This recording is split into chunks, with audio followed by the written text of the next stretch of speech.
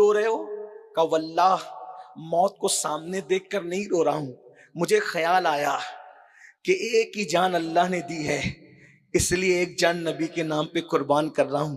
کاش میرا اللہ مجھے اتنی جانیں دیتا، میرے جسم میں جتنے بال ہیں اتنی جانیں اللہ دیتا، ایک ایک کر کے سب آمنہ کے لال پہ قربان کرتا چلا جا۔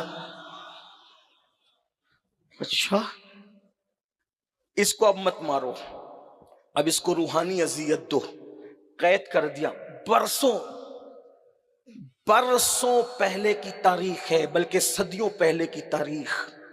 عبداللہ ابن حذیفہ کو کئی دن تک بھوکا رکھا، اور جب بھوک سے بے چین ہوئے تو شراب اور سور کا گوشت حضرت عبداللہ کو کھانے کے لیے دیا۔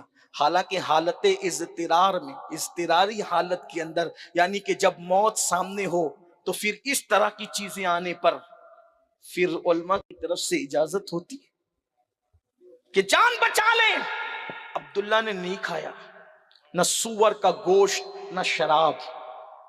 جب پوچھا بلا کر کیوں نہیں کھاتے، کہا کہ اس حالت میں تو کھا سکتے ہیں، مگر کھا کر کے تجھے خوش کر کے اپنے ایمان کی کمزوری کا ثبوت نہیں دے سکتا، اس لیے نہیں کھایا۔ میں آپ سے پوچھتا ہوں، سور کھانا حرام ہے کہ نہیں؟ کوئی مسلمان نہیں کھاتا سور، الحمدللہ نہیں کھاتا، لیکن سور کھانا بھی حرام ہے اور سود کھانا بھی حرام ہے۔ ایک بات کہہ دوں، یہ بھی حرام وہ بھی حرام، مگر یاد رکھنا مسلمانوں،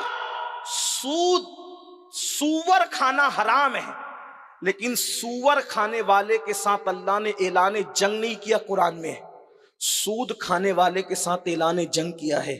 سور سے نفرت کرتے ہو تو سود کیسے بغیر حلق کے نگلتے ہو؟ اور صوفیہ فرما رہے ہیں کہ جس کے پیٹ میں حرام ہوگا اس کے پیٹ میں عشق رسول نہیں آ سکتا۔ جب حضرت عبداللہ نے فرمایا کہ اپنے ایمان کی کمزوری کے لیے دکھانے کے لیے، تجھے خوش کرنے کے لیے نہیں کھاؤں گا سور، شراب کو ہاتھ نہیں لگاؤں گا، حرام ہے ہمارے یہاں، متاثر ہوا، کہا ٹھیک ہے میں تمہیں آزاد کرتا ہوں، لیکن ایک شرط ہے، میری پیشانی چوم لو، جاؤ آزاد ہو جاؤ۔